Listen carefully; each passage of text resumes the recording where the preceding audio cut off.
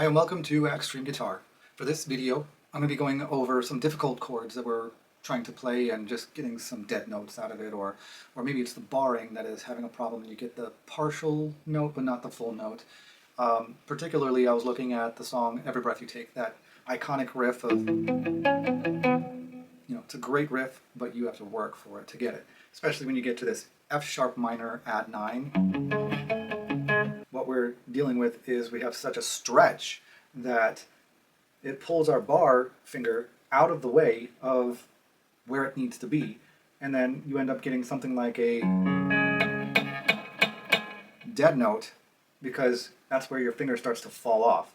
So I'm going to go over some things that I've done to help with that. Oftentimes when I give guitar lessons, I'm telling my students that when they're playing with bar chords, they should have their thumb low. I kind of tell them it's kind of like giving a thumbs up behind the neck, and you keep this index finger straight from this knuckle all the way to the tip of your finger, and you're pretty close to the, or right on top of, almost on top of that fret there, so you get clear notes. Plus it's easier the closer you are to the fret itself. And when you get, say, an E patterned chord or an A or A minor pattern chord, then it is just easier to get a nice crisp chord, clear notes. But when we start getting stretches, like this is a 7th chord, I'm adding the pinky because I can. You can do it without the pinky. But if I add the pinky just to make it a little bit more interesting and a little bit more complicated, then you end up needing to stretch that hand out. But it's not too bad unless you're brand new to it. Then it feels like you're going to have to do something like this, and you're trying to accommodate your hand stretching out. You have to teach your hand to stretch more comfortably to be able to make that happen. And the muscles in your hand are probably saying, no, not happening.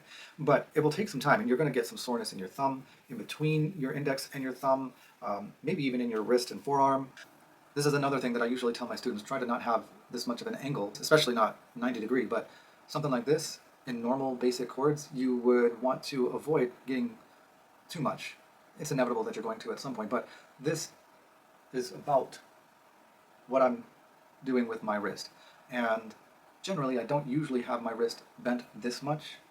Sometimes I do, but I'm seated, so that's why it's so much easier. When you see the guitars way up like this, that's another thing too. Seating while playing chords like this and angling the guitar up this way does make a big difference in being able to handle playing chords like this. Some of the things that I suggest to people working on difficult chords, not just the F sharp minor add 9, but any song that's dealing with a difficult chord, whether it's a big stretch or just a weird shape that you're not used to, is take short practices, many short practices, maybe throughout the day if you can, but many short practices throughout the week to just kind of touch on it. Another strategy is with working on the 3 notes per string.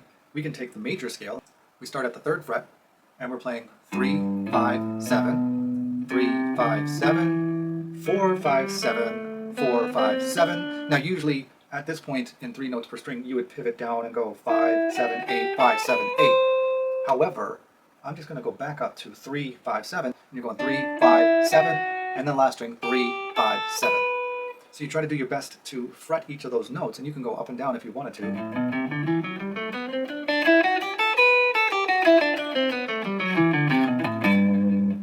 Just working up and down. You can do it at the 3rd fret because the frets are bigger, even at the 1st fret. So big stretch at these frets. If your hand's not ready for that, bring it down maybe the 5th fret or even the 7th fret. The frets get a little thinner, so it could be a nice way to ease your hand into bigger stretches. Come down to the 12th fret if you can do that.